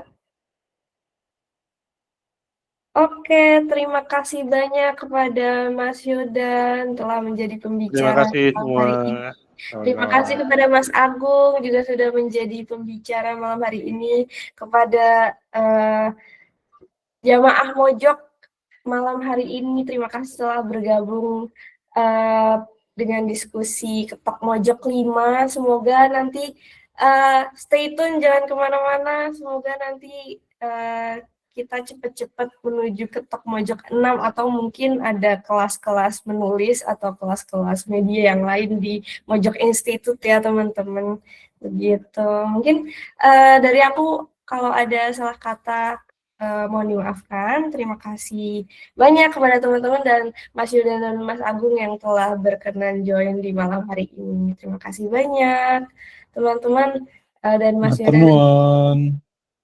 Ya, boleh meninggalkan meeting kalau ingin meninggalkan meeting. Ya, terima kasih.